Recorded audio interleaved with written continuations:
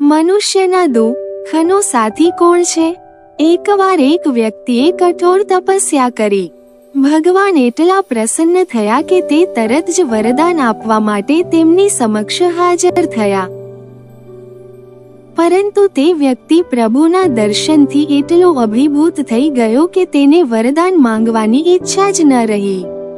તેમ છતાં જ્યારે ભગવાને તેને આવું કરવા માટે દબાણ કર્યું, ત્યારે તેણે એક જ વરદાન માંગ્યું: તમે હંમેશા દરેક પરિસ્થિતિમાં મારી સાથે રહો. ભગવાને વરદાન આપ્યું, અને આ ખરેખર એક ચમત્કાર હતો. જ્યારે તેણે ચાલવાનું શરૂ કર્યું, ત્યારે જમીન પર 2 ને બદલે 4 પગના નિશાન બનવા લાગ્યા. તેનો અર્થ એ કે ભગવાન ખરેખર તેની સાથે હતા. તે આનંદથી કૂદી પડ્યો. તેની ચાલ બદલાઈ ગઈ. તે વિશ્વાસના 7મા આસમાન પર પહોંચી ગયો. ભગવાન 24 કલાક તમારી સાથે છે. તમારે વધુ શું જોઈએ છે? પણ ક્યાંક એવી શંકા હતી કે ભગવાન મને છોડી દેશે. તેથી તે પણ આ બાબતે સંપૂર્ણપણે સજાગ હતો.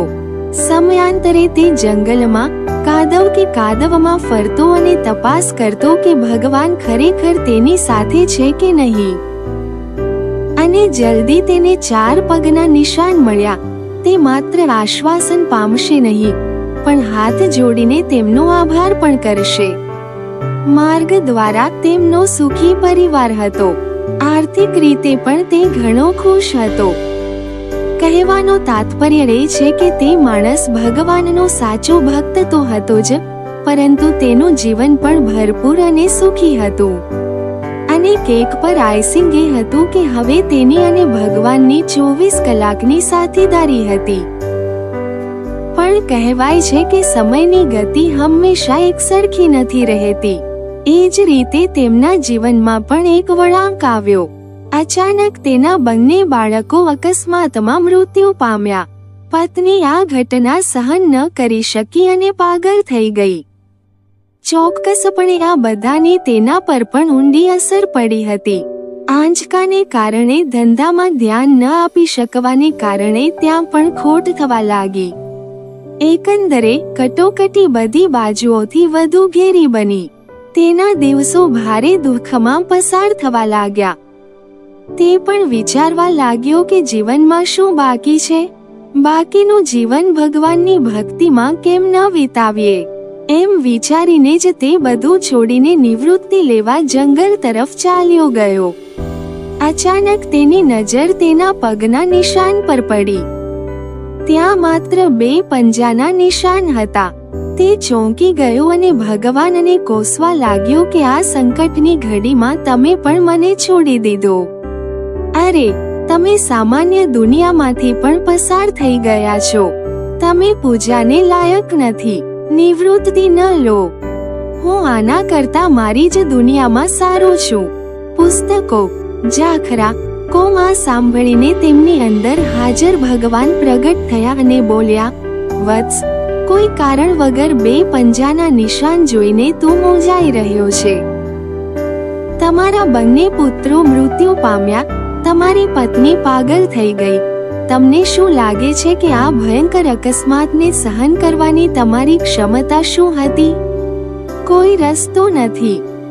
ઘણા સમયથી હું તમારા સંકટના આ બધા પ્રહારો એકલો સહન કરી રહ્યો છું. અને તમે જુઓ છો તે 2 પંજાના નિશાન મારા છે. જેથી તમે કની પણ હાસ્યાસ્પદ ન કરો અથવા નિરાશાના ઊંડા વમળમાં ન જાઓ. તમારા બાળકોના મૃત્યુના દિવસથી મેં તમને જકડી રાખ્યા છે. ભાવાર્થ, આ જીવનનું સત્ય છે. જ્યારે પણ મનુષ્ય પર કોઈ મોટી કટોકટી આવે છે, ત્યારે તે સંકટ સીધું માનવ આત્મા દ્વારા નિયંત્રિત થાય છે.